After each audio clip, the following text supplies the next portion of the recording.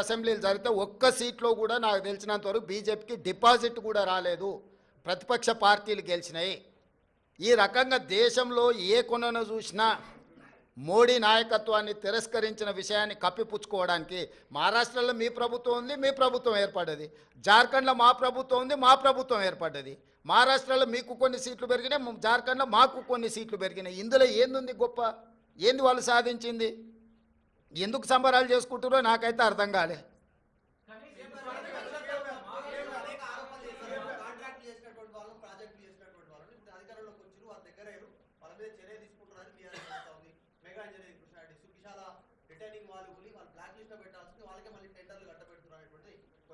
అవును, అంతకుముందు వాళ్ళు టీవీ9 ఏబిఎన్ నిషేధించారు. నీకు గుర్తుందా? తెలంగాణ వచ్చిన వెంబడే. ఇప్పుడు ఏం చేద్దాం చెప్పు.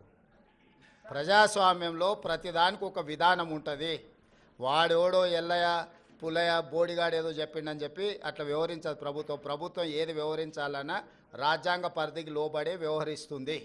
ఇవాళ విచారణ వచ్చిన దానికి విచారణ ఎదుర్కోకుండా ఏందేందో వాదనలు తీసుకొస్తారు. ఒకటి పిచ్చిగా ఒకటి క్లారిటీ పెట్టుకో, సైకో రామ్ అంటే తెలుసు కదా, అంతే.